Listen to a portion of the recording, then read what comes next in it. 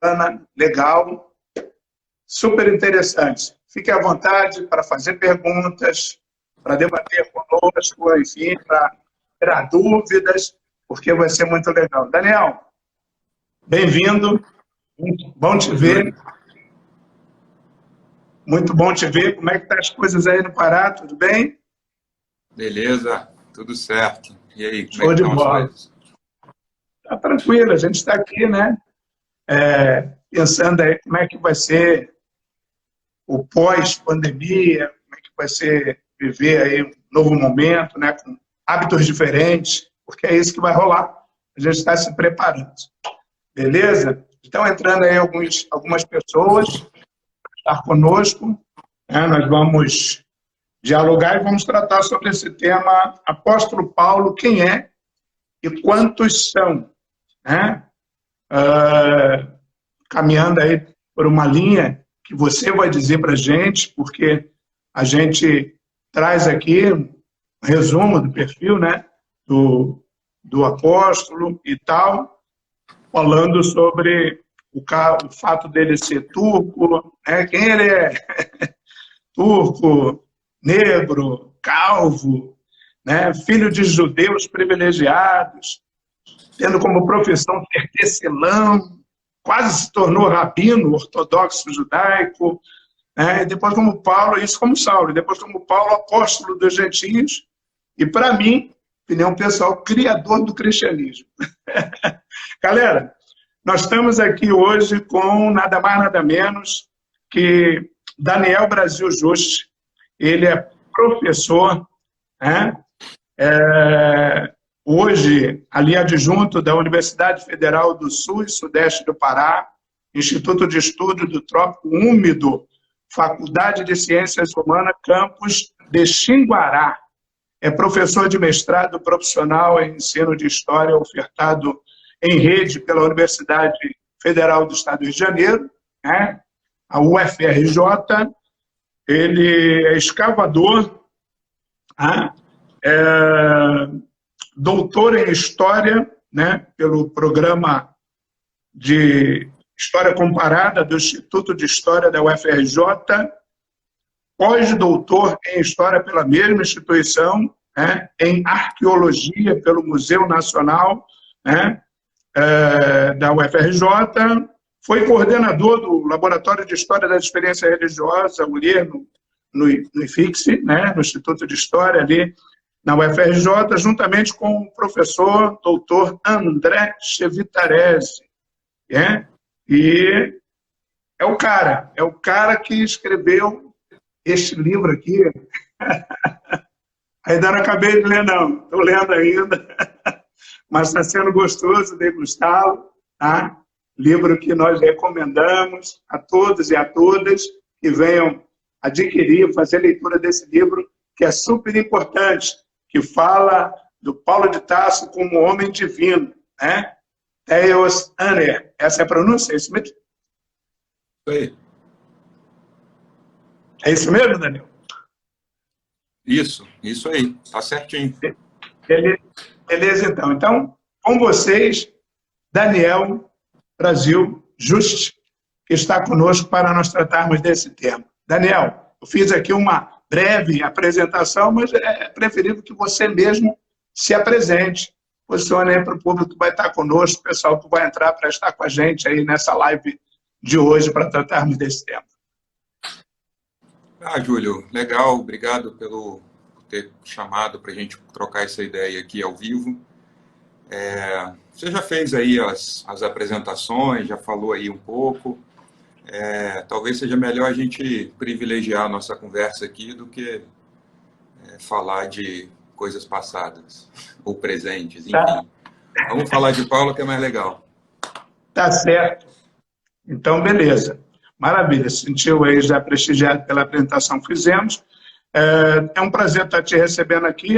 Nós temos um posicionamento a respeito da pessoa de Paulo no campo teológico, né? Falando aqui enquanto pastor, que sou, ok? Em alguns momentos aqui eu vou estar falando como historiador. Como historiador sou bem novinho na praia, mas como pastor já tem algum tempo. né, de caminhada, e a gente traz aqui o apóstolo com posicionamento a respeito de como se deu o encontro dele com Jesus Cristo, né? Quem era ele antes, o que ele fazia e tal. E acredito que as interrogações na cabeça do público que vai estar conosco aqui foram as mais diversas. Eu fui questionado por alguns pastores, amigos, tal, que me fizeram perguntas, certamente estarão aqui nessa live também, e a respeito do tema, esse tema aí, bastante abrangente, que vem apresentando, né? O apóstolo Paulo, quem é? Quantos são? As perguntas do nosso tema. E eu deixo que você comece aí a nos dar respostas, porque nós temos muito a aprender hoje nessa live contigo. Daniel.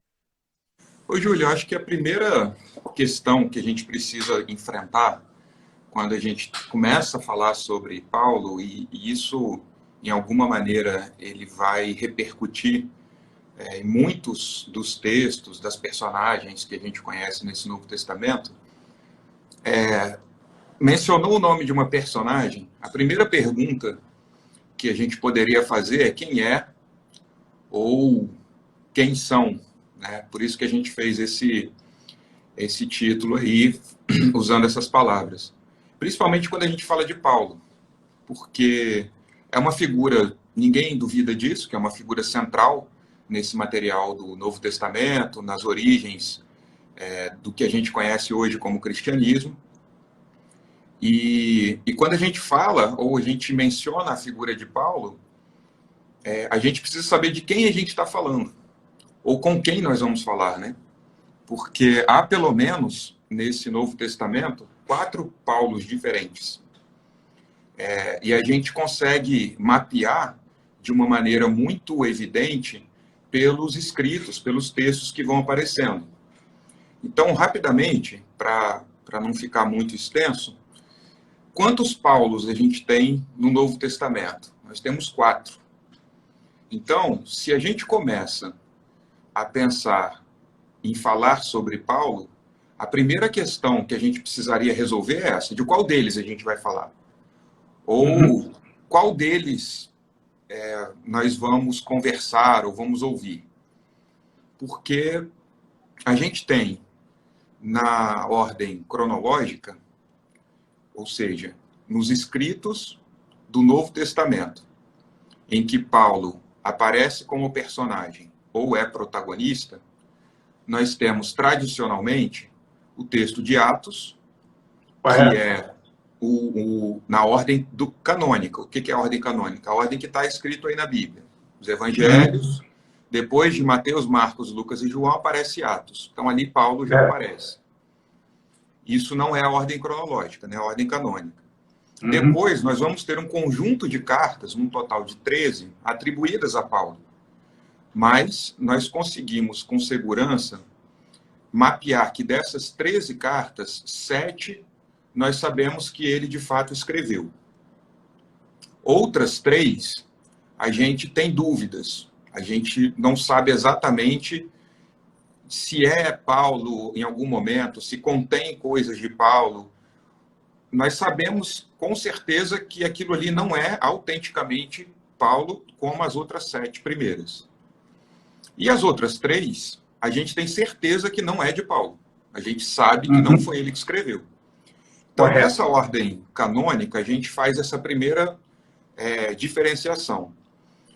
Para a gente pensar cronologicamente, o Paulo autêntico, o Paulo que existiu, o ser humano que escreveu 7 cartas, ele está ali produzindo esse material na década de 50 do século I. Então, ao longo dessa década de 50, do primeiro século, a gente tem o Paulo escritor, que produz textos. E aí, rapidamente, 1 Tessalonicenses, Filipenses, Filemon, 1 Coríntios, Gálatas, 2 Coríntios e Romanos, são 7 textos que nós sabemos que, de fato, saíram das mãos de Paulo. Certo. E nós temos 3 textos que nós não temos muita certeza se sai da mão de Paulo ou se não sai da mão de Paulo. Colossenses, Efésios e 2 Tessalonicenses. Ali há certa dúvida, né? Muito embora tenda-se mais a argumentar que, de fato, não é o Paulo histórico ali produzindo. E, por fim, 1ª e 2ª Timóteo e Tito são textos que nós temos certeza que não é de Paulo, ou não são de Paulo. Então, nessa diferenciação, a gente consegue já perceber que são 4 escritos, 4 textos diferentes, e que, portanto, nos dão visões, a partir desses 4 grandes grupos, quem seriam essas personagens. Então, de início, eu acho que esse é um ponto de partida interessante para a gente conversar, porque, a partir dessas conclusões, a gente começa a entender o seguinte: quando alguém fala, porque Paulo disse... Bom, aí a pergunta que a gente faria logo em sequência é qual deles? Então, nós estamos falando daquilo que nesse livro que você mostrou, num trabalho que eu fiz de doutorado, o Paulo de Atos é um Paulo inventado. Inventado no sentido conceitual de um intelectual marxista inglês chamado Eric Hobsbawm, junto com um outro intelectual, Terence Ranger, escreve um livro chamado A Invenção das Tradições. E ali na introdução desse livro, eles fazem uma definição conceitual do que vem a ser as tradições inventadas.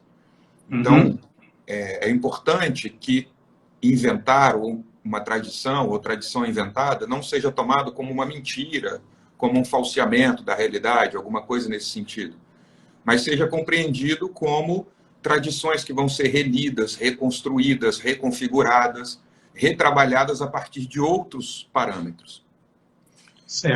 Para o Paulo, que a gente chama de autêntico, o Crossan, ele produz um livro, Crossan e Borg, eles produzem um livro e eles fazem essa nomenclatura, que é o Paulo radical, o Paulo da igualdade radical, né? Que é aquele que não tolera nada menos do que a igualdade e a equivalência entre as pessoas dentro do reino de Deus. E também tem o Paulo conservador, que estaria ali dentro de Colossenses, Efésios, 2 Tessalonicenses, que é aquele Paulo que ele não se afina muito com as ideias radicais desse primeiro Paulo, mas que também não é tão reacionário como Paulo das outras cartas, Timóteo e Tito. Então, a gente pode depois ver exemplos e tentar entender um pouco como é que esse caminho segue. Mas, basicamente, é isso, Júlio. Se você chega para mim e fala, olha, vamos falar de Paulo? Beleza. Primeira pergunta, qual deles a gente vai falar? E aí a gente consegue avançar no diálogo do ponto de vista de uma ciência histórica, né, de um trabalho que a gente tem feito aí. A ideia, basicamente, é essa. Certo, a gente consegue se posicionar, né? Você falou a respeito das epístolas paulinas e tal, e dentro da teologia eles classificam como 3 classificações para ela. Nós classificamos como as epístolas eclesiásticas, tá? Que nós atribuímos Romanos, 1ª e 2ª Coríntios, Gálatas, Efésios, Filipenses, Colossenses, Tessalonicenses, 1ª Tessalonicenses e 2ª Tessalonicenses. As epístolas pastorais, 1 Timóteo, 2 Timóteo e Tito. E a epístola pessoal, que a gente classifica como a epístola de Filemon. Durante pelo menos 1000 anos, a gente tem conhecimento que a epístola aos Hebreus foi direcionada como sendo Paulo o autor. O que você nos diz a respeito desse posicionamento teológico que se deu, e há um debate ainda até hoje no campo teológico a respeito dessa epístola aos Hebreus? Então, Paulo, essa tua classificação que você trouxe... Não sou Paulo, sou Júlio. Ih! Olha aí o resultado da... O cara saca tanto de Paulo. Olha o resultado do isolamento, Júlio. Sem problema, mas que comparação gostosa é essa, cara? Me senti agora. Porra. Não, depende, né? Depende de qual Paulo está comparando aí. Tem um aí que o não é divino, legal, não. O divino.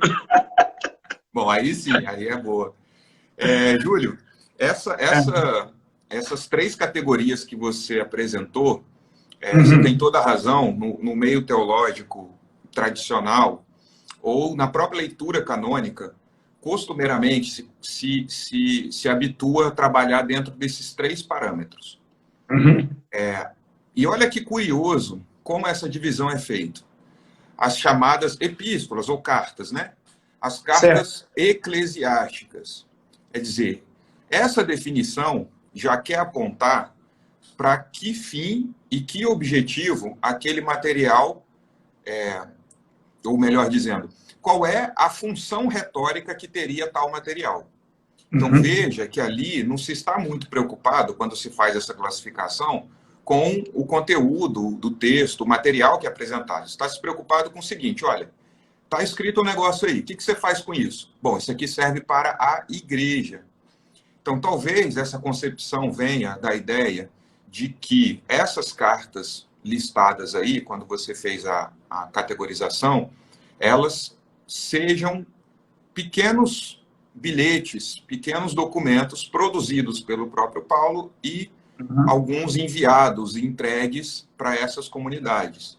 Então, a cabeça cristã, que ela já está na modernidade, essas classificações são muito mais modernas do que antigas ou do que qualquer outra coisa, até porque essa é uma outra discussão, já são cristãos com o cristianismo plenamente consolidado, dizendo, olha, tem as igrejas. Então, no fundo, o que as pessoas classificam como cartas pastorais, cartas eclesiásticas, ou para as igrejas, no fundo, já é um momento em que a preocupação não é mais olhar para contexto de século I, II, desses paleocristianismos.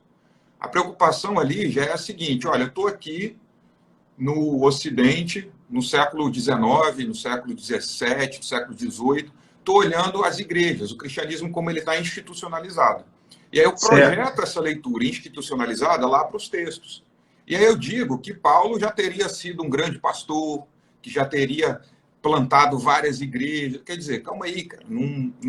Esse olhar, ele já é um olhar profundamente marcado por uma leitura do meu tempo presente como um cristão e um cristianismo institucionalizado. Correto. Então, há uma correspondência mínima de diálogo com a realidade, porque, de fato, Paulo apresenta pequenos trechos, pequenas recensões escritas encaminhadas a comunidades por onde ele passou, por onde ele colaborou, mas há também aí nesse meio espaços que provavelmente, se ele, Paulo, olhasse e dissesse, pô, cara, isso aqui foi eu que escrevi, ele ficaria assustado. O outro termo que você usou são as cartas pastorais. Isso. 1ª e 2ª Timóteo e Tito. Então, veja que aí nós dois temos uma identidade nas categorias. Quando eu digo que 1ª Timóteo e Tito, e aí eu não estou usando um termo que eu mesmo cunhei, eu estou reproduzindo o que Crossan e Borg produzem lá no material deles. Esse seria um Paulo reacionário. Por que um Paulo reacionário? Porque eu vi aqui, passando agora há pouco, o Alexandre perguntando que critérios se usam para essas classificações. Um deles, Alexandre, um desses critérios é o critério linguístico, vocabular. Quer dizer, se o Alexandre produzir um texto, se o Júlio produzir um texto e eu produzir um texto, sem identificação nenhuma, embaralharmos esses papéis e entregarmos aleatoriamente para outras pessoas, como é que eu vou saber, ou qual a chance que eu tenho de identificar quem produziu esses textos? Bom, um dos métodos vai ser eu olhar os outros escritos e tentar encontrar aproximações entre esses textos do ponto de vista do vocabulário, das construções das frases. Então, eu vou olhar para esses textos e falar, olha, esse parece com esse texto, esse material com outro. Então, é um primeiro critério de classificação. Um outro critério que pode ser usado também é a própria ideia que está surgindo nesses textos. Então, olha que curioso o nome dessa classificação ser pastorais, né? Parece mesmo que ali a questão é o seguinte, olha, um líder de uma comunidade, como ele tem que ser, como ele tem que se comportar? Aí você vê, por exemplo, vou dar um exemplo aqui, muito rápido, para a gente perceber essa diferença. Se a gente olha em Romanos 16, que é uma carta que a gente tem certeza que sai das mãos de Paulo. Tá? Ali em Romanos 16, está sendo mencionado o nome de Febe, Priscila, Áquila, Andrônico, Júnia. Nesse capítulo 16 de Romanos, 10 mulheres são mencionadas. São nominalmente mencionadas. 5 delas são destacadas. E 17 homens também são mencionados. 6 deles são destacados.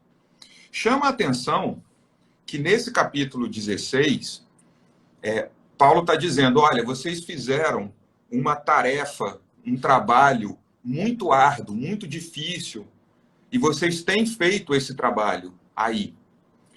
É uma espécie de reconhecimento, de deferência de Paulo em relação a essas pessoas, que ele cita nominalmente. O verbo que é empregado, kopiao, o termo kopiao em grego, ele quer dizer uma tarefa árdua, dificílima. E não há distinção no emprego do termo para homens ou mulheres. É sempre a mesma definição. Olha, vocês desempenharam tarefas bem difíceis, bem complicadas. E o termo empregado é sempre o mesmo, kopiao. Se você sai de Romanos... Desculpa, você ia falar? Antes de você prosseguir, eu só quero pontuar a questão da pergunta exata do Alexandre, para não deixar ele sem uma resposta. Ele está tratando, pelo meu ponto de vista, com respeito à sua colocação inicial sobre as cartas que foram escritas por Paulo e as que não foram. Ele quer saber qual o método, que você respondeu, qual foi o método usado para determinar quais escritos foram ou não de Paulo. Sim, sim. Tá bom? Então, aí seguindo, né? Para essa pergunta do Alexandre, o primeiro critério para responder a pergunta foi esse. O critério do vocabulário, do estilo de escrita, né? Da coisa mais elementar ali. Certo. Num segundo momento, eu estou mostrando um exemplo prático de como a gente pode perceber essa diferença. Então, por exemplo, Romanos 16, e aí a gente tem paralelos em Gálatas 4, 1 Coríntios 15. Quer dizer, quando esse autor desses textos, Romanos, Gálatas e 1 Coríntios, referem-se a homens e mulheres dentro de uma comunidade, eles se referem a essas pessoas de maneira igualitária, tanto do ponto de vista da ideia quanto do vocabulário. Certo. Num segundo momento, a gente vai lá em 1 Timóteo 2, a gente vai em 1 Timóteo 3, em Tito, capítulo 1, e a gente vai ver como que esses textos estão classificando. Então, por exemplo, 1 Timóteo, capítulo 3, nos versos que vão do 1 ao 13, e Tito, capítulo 1, dos versos que vão do 5 ao 9. Qual é o perfil da pessoa que desempenha uma tarefa, uma atividade dentro da comunidade? Está dito lá. Tem que ser irrepreensível, monogâmico, saiba governar a própria casa, que os seus filhos e mulher e esposa o obedeçam. Então, perceba, eu sei que o tempo é curto e a forma de organizar isso, às vezes, tem que ser muito ágil, mas perceba que, nesse segundo grupo de textos, Timóteo e Tito, o critério já é o seguinte: líder é homem, ponto. Não vem com esse papo de mulher, não. Por quê? Porque o homem, ele tem que ser irrepreensível, ele tem que ser monogâmico, ele tem que saber controlar a própria casa dele, ele tem que saber fazer a esposa obedecer, os filhos obedecer. Quer dizer, então, se eu leio 1 Timóteo e Tito, que eu chamei de... Eu reproduzi a fala de Crossenborg, que é um Paulo reacionário. Em contrapartida, eu vou ler Romanos, Gálatas e Coríntios, que é o Paulo radical, aquele da igualdade radical. A gente percebe que há duas linhas de pensamento completamente conflitantes. Então, nas cartas de Romanos, de Gálatas e 1 Coríntios, tanto homens quanto mulheres podem liderar comunidades. Tanto homens quanto mulheres, quando se ocupam dessas tarefas de cuidar de comunidades, eles empregam a mesma força e o mesmo empenho nesse sentido. Quando eu parto para Timóteo e Tito, que é um Paulo muito reacionário, aí é o seguinte, é só mulher, e ele tem que, e sendo o homem liderar, ele tem que saber controlar e colocar todo mundo sob disciplina. Então, veja que aqui a gente tem um indício interessantíssimo de como esses cristianismos institucionalizados, em alguns momentos, pensam a si mesmos, né? E assim a gente pode ir vendo vários casos e vários exemplos sobre posição de mulher. Por exemplo, Júlio, só mais um último exemplo aqui, para ficar evidente isso que eu estou falando, porque também para não ser um caso particular. Outro exemplo. Mas está legal, está dando para copiar legal e o pessoal está sentindo bem aí, está sendo bem receptivo. Beleza. Se a gente pega a carta lá de Colossenses, capítulo 3, o verso 18 e vai até o capítulo 4, verso 1. Ali está se falando das relações entre maridos e esposas e filhos.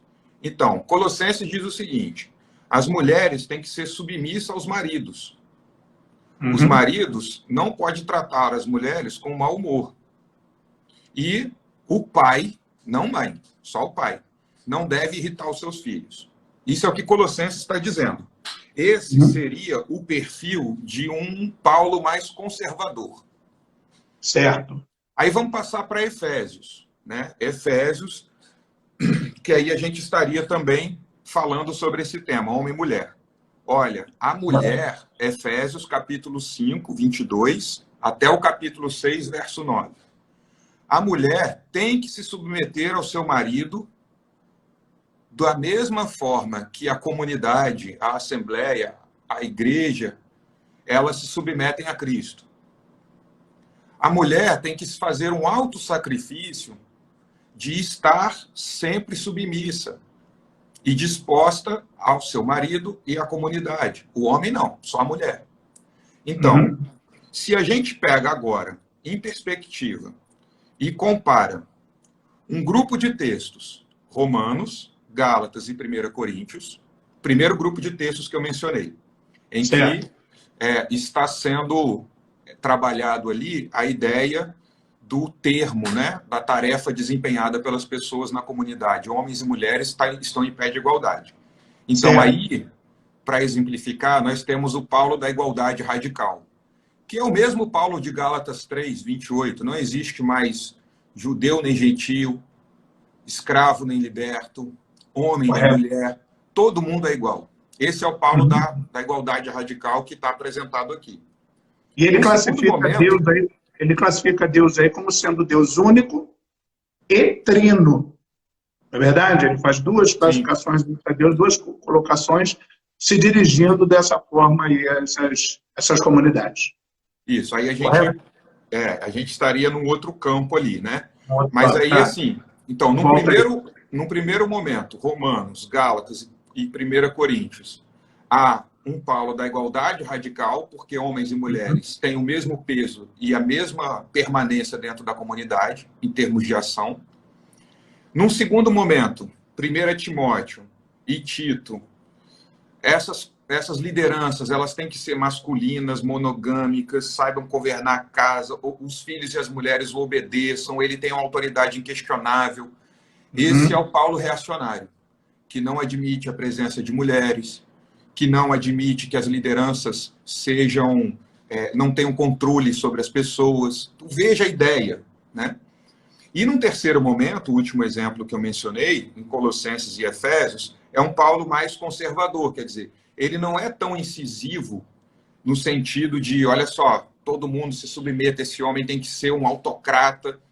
Ele já é um pouco mais conservador. Olha, vamos manter aqui mais ou menos esse caminho. Então, perceba que nós temos 3 grupos, 3 ideias e vocabulários completamente distintos, né, apresentados nesses textos. Ora, a teologia explica isso como? Vou dar um exemplo. Olha, esses textos são harmônicos. Paulo, cada hora, está falando uma coisa e cada audiência está tendo uma motivação diferente. É assim que a teologia costuma explicar. É. Mas um leitor mais atento vai questionar Júlio, que é pastor, e seus amigos também, que estão liderando comunidades. Fala, ô pastor, olha só, eu não me vejo nisso aí, não. O próprio Júlio não é um cara autoritário. Não é um cara que, sabe, impõe as coisas sobre as pessoas. Então alguém pode dizer, ô pastor Júlio, olha só, Tito está dizendo aqui que você tem que ser autoritário. Você não pode ser isso que você está sendo, não, porque está dito aqui. Então, esses conflitos. Então, como que a gente responde isso do ponto de vista teológico? Eu acredito que não há resposta. Eu acredito que apenas no momento em que nós chamamos a disciplina em história para dialogar com a teologia, que nós conseguimos formular uma resposta. E qual é essa resposta? São 3 camadas diferentes no tempo e no espaço, em que a primeira camada, um Paulo histórico, que existiu, que escreveu, produziu textos, dando a sua ideia do que vem a ser uma organização desses cristianismos. Num segundo momento, um outro grupo já vê uma organização comunitária um pouco mais consolidada e se coloca como uma liderança conservadora, adotando valores que não vêm de Paulo, vêm de outros espaços. Então, em algumas ideias se aproxima de Paulo e outras se afasta. E num terceiro momento, já uma coisa mais radical, mais institucionalizada, mais autoritária. Então, são momentos no tempo e no espaço que nós sabemos como? Perguntando quem escreveu. Perguntas elementares. Qualquer historiador começa o seu curso fazendo esse tipo de pergunta diante de um documento, seja ele textual ou material. Quem produziu? Para quem? Com que finalidade? Em que época? Em que contexto? São perguntas absolutamente elementares que a gente consegue estabelecer e enxergar um pouco esses traços. Temas esses, Júlio, não sei se a gente vai avançar, você está aí no controle, mas temas esses que simplesmente não estão presentes em Atos. Desses 3 grupos que eu mencionei, e desses 3 exemplos que eu mencionei, nenhum deles é tratado no texto de Atos. Correto. Então parece que tem outro Paulo completamente diferente lá também. Certo. Completa a questão da pergunta que foi colocada a respeito da carta aos Hebreus. Ah, Júlio, boa, boa. Então, eu comentei as eclesiásticas, né, que partem dessa noção, que é muito mais moderna do que a antiga, que já tem um monte de igreja lá colocada. As pastorais. Tem a pessoal também. Tem a pessoal também, a Filemão. Isso. As cartas pastorais, que coincidem com aquele Paulo, aquela ideia de Paulo bem reacionária, e tem a chamada pessoal, né, que é produzido ali um texto endereçado a Filemão, que fala um pouco dessa questão da escravidão e tudo. É um texto interessantíssimo. Até convidado pelo André Vitarese, a gente publicou um artigo numa revista, se eu não me engano, de Londrina, sobre essas cartas, comparando um pouco o Filemão com Cícero, ou seja, inserindo esses textos num ambiente mediterrâneo. Mas estamos aí diante de um Paulo da igualdade radical, né? Esse Paulo autêntico. Bom, Hebreus é um grande mistério, Júlio.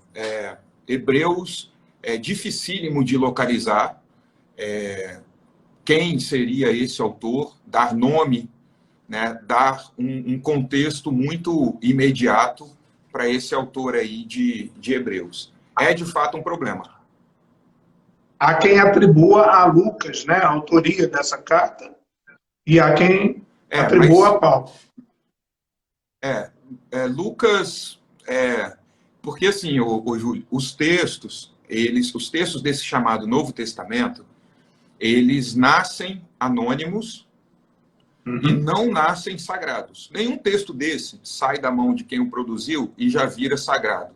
Quer dizer, a pessoa está lá produzindo um texto, quando ele bota o ponto final, aquele papiro, o pergaminho já começa a flutuar com uma aura santa e já vai iluminar as pessoas. Isso não existe. Isso na experiência humana não existe. Há um longo processo, né, de reelaboração, de reinterpretação para que esses textos venham a ser sagrados. E na sua grande maioria, eles são anônimos. Há casos particulares, como que a gente estava falando aqui, de 7 cartas de Paulo, que a gente sabe que tem a mão de Paulo. O texto de Gálatas é curiosíssimo, porque o final, em alguns manuscritos, tem até letras garrafais. O texto de Gálatas ele tem cerca de 40 palavras no sentido, olha, para de me perturbar, não enche o saco, olha, eu já estou de saco cheio disso, já não aguento mais isso. Em Gálatas 3, ele chama as pessoas de imbecis. Ele fala, cara, Gálatas 3:1. Então, ele está muito irritado ali, né? Mas existe um termo que chama pseudonímia, que a gente tem um pseudo Paulo, quer dizer, a gente sabe que não é o histórico, mas é alguém que está ali falando como se fosse uma tradição paulina, mas não a personagem em si. Isso é muito comum na literatura antiga, né? Às vezes a gente fala isso, para quem não tem contato com literatura antiga, ouve isso pela primeira vez, fica um pouco assustado de pensar que, não, mas como é que pode um texto que está na Bíblia ter um autor pseudo Paulo? Bom, isso é muito comum na antiguidade, né? E para o caso de Hebreus, ele, de igual forma, é um texto anônimo. Então, nós não sabemos a autoria. Quando o evangelho que a gente conhece como Evangelho de Lucas e o livro de Atos, que nós conhecemos com esse nome, Atos dos Apóstolos, a autoria atribuída a Lucas será dada somente no século II, por Irineu. Será Irineu que vai identificar, dentro de textos que ele, Irineu, acreditavam ser paulinos, e atribuir o nome. Olha, em algumas viagens de Paulo, eles citam um companheiro chamado Lucas. Bom, a Irineu atribui a autoria de alguns textos a Lucas, né? Então, esse movimento de colocar autores nos textos evangélicos, ou nos textos paulinos, ou nos outros muitos textos, ele é um movimento bem posterior ao surgimento dos próprios textos. Ele não é simultâneo, contemporâneo. Quase nenhum texto sai com a autografia lá, o nome da pessoa que produziu. Correto. Isso se dá ali no cânon. Isso. E um outro dado, Júlio, sobre Hebreus, que é curioso, que não é uma carta aos judeus, não é uma carta aos israelenses, é uma carta aos hebreus, né? Então, isso chama muito a atenção nesse sentido de uma universalização, né? Porque há um diálogo muito grande nesse contexto de paleocristianismos. O que eu chamo de paleocristianismo? O prefixo paleo todo mundo conhece, da paleontologia, enfim, do antigo. É aquilo que não é judaísmo e aquilo que também não é cristianismo ainda. Então, nesses primeiros dois e poucos séculos aí, do início dessa chamada era cristã, era comum que nós vivemos, esse momento, ele tem uma particularidade fundamental, porque o cristianismo institucionalizado diz, ou atribui a esses momentos, a existência de um cristianismo completamente diferente e independente do que é um chamado judaísmo. E a gente sabe que isso é impossível de verificar, né? No livro Cristianismos, o André Cheftarese começa o livro dele falando isso, né? Que experiências religiosas são plurais. Por isso o título do livro Cristianismos. Eu me lembro quando ele finalizou esse livro, Cristianismos, e um dia a gente estava na biblioteca dele conversando, e aí ele pensando em título para o livro, e aí piorou, porque eu estava junto, então cada título que a gente fazia tinha umas 8 linhas, que às vezes ficava maior que o próprio livro. Porque a gente que está na academia não sabe comunicar muito bem para o grande público. Então, a gente ficou naquela de... Foi quase igual a gente tentando chegar ao tema dessa live, né? Foi desesperador, cara. Ficou eu e o Júlio uns 6 dias no WhatsApp discutindo o que a gente ia fazer até sair esse título aí. E saiu do Júlio. Ele tem esse mérito porque é o cara que tem esse olhar mais qualificado para isso. Se fosse depender de mim, ia ser essa janela toda com o título. Mas aí eu conversando com o André, disse, que título, até que surgiu cristianismos, no plural, né? E ali ficou a ideia dos cristianismos. Então, se a gente pensa, e esse título cristianismo, ele funciona tanto para século I, para século II, para qualquer momento, porque a experiência religiosa é plural. Mas tem um dado que é muito negligenciado, que é o fato de Paulo ser judeu. Paulo nasceu judeu, viveu como judeu e morreu judeu. Ele jamais cogitou a hipótese de um cristianismo, né? Isso é dito amplamente. Desculpa, fala. Há quem diga que Paulo é turco. Ele é turco, ele é judeu. Há quem diga, na teologia, que ele é filho de judeus. Aí, sendo filho de judeus, ele é judeu, né? Automaticamente. É o nosso entendimento, a nossa leitura. Mas há quem diga que ele é turco. E aí consideram a teologia negra, por exemplo, considera Paulo como sendo um cidadão negro. Como é que você olha por essa questão aí, por esse viés? Ô, Júlio, para mim, seria absolutamente surpreendente e bastante, talvez assustador, a gente pensar qualquer personagem envolvida nesse chamado Novo Testamento ter uma pessoa ali branca, sabe? Aquela pessoa branca dessa linha. É muito difícil você imaginar isso. Porque se a gente levar a sério... O pessoal do movimento negro evangélico deve estar batendo palma nessa hora. Não, mas isso, Júlio, é um dado biológico. Quer dizer, se você leva a sério esses estudos sobre a origem da humanidade, você verá que o que a ciência tem de melhor para dizer hoje é que o ser humano originou-se na África, no que a gente chama hoje de África. Então, isso é uma coisa, é um discurso científico.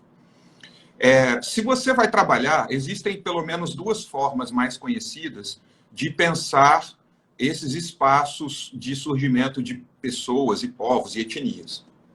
Um é pela linguística, que você vai pelo tronco indo-europeu, pelo tronco eslavo, aí isso vai, né, neolatino, anglo-germânico, isso é um caminho. O outro é um caminho pelas etnias mesmo. Ali, nessa região, Península Arábica, norte da África, ali essa costa do que a gente conhece como hoje Israel, aquela região Síria, Líbano, ali nós estamos falando de povos semitas.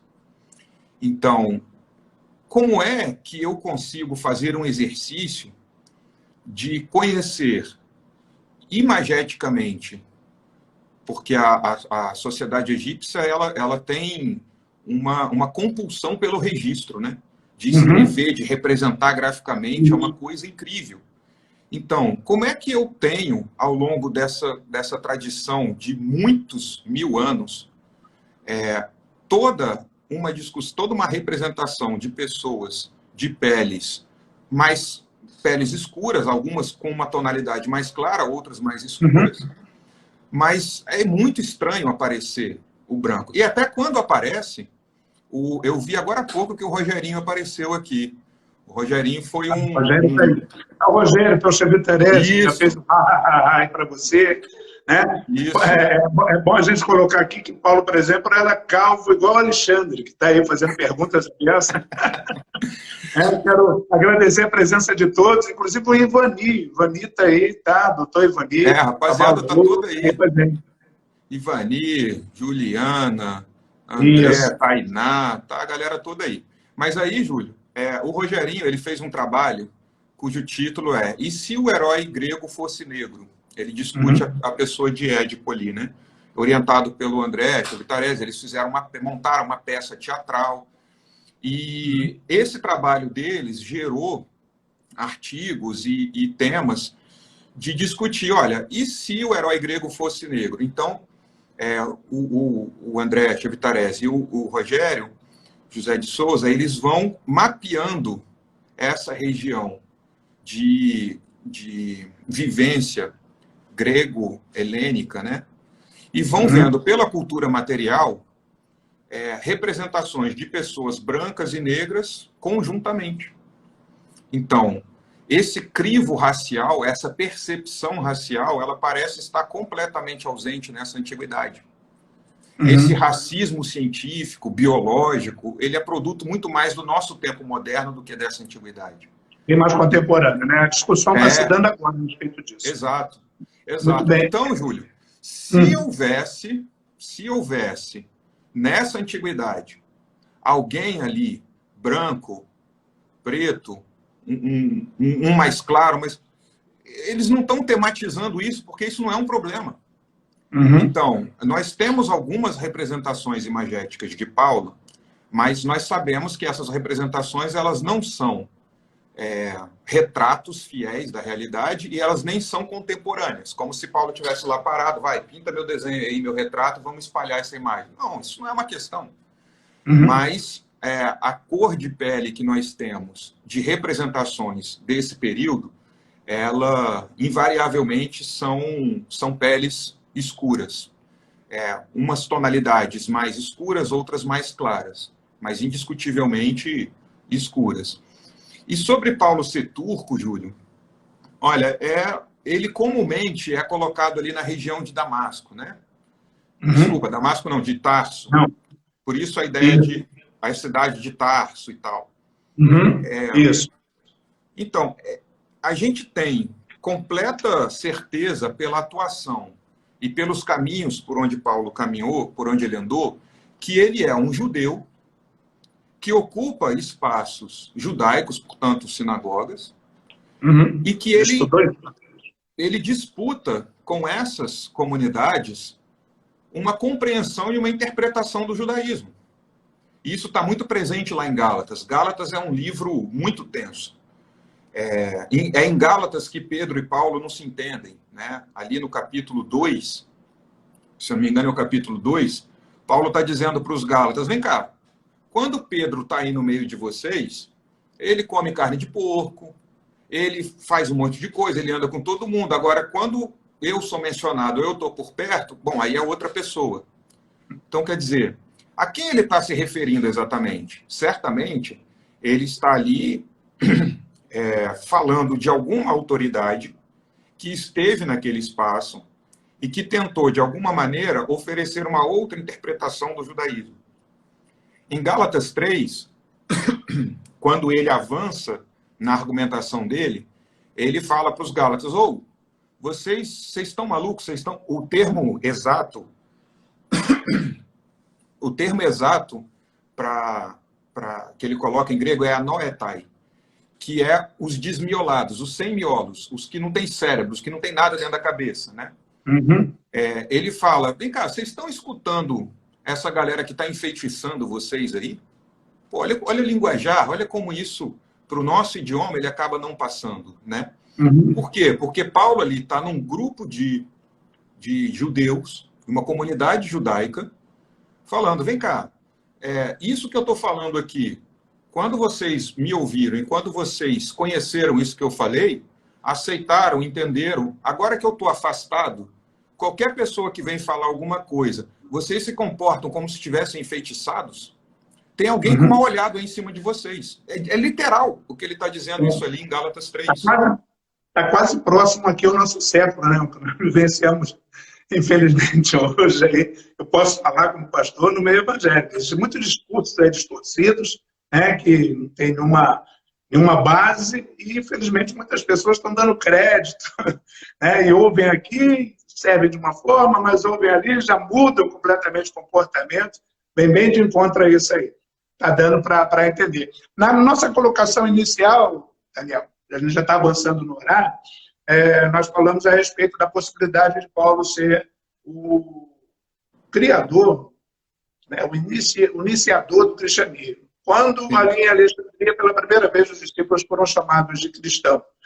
Paulo já estava em processo de caminhar, de visitar as cidades, não é isso? E isso se deu, e dentro dessa postura de Paulo nos seus escritos, nas suas epístolas, nas suas cartas, as comunidades, ele foi criador de algumas comunidades, fundador de algumas comunidades, a gente pode atribuir a ele, né, como sendo o criador do cristianismo, sim, porque nós sabemos que Jesus nasceu judeu, viveu judeu e morreu judeu. Jesus não criou o cristianismo, correto? Isso. Esse tema que eu estava falando de Gálatas, ele fala muito isso. Paulo está percebendo que há um grupo dentro do judaísmo, nunca fora do judaísmo, que está dizendo para aquela comunidade gálata que, olha, é muito importante que vocês sigam os rituais judaicos para pertencimento à comunidade.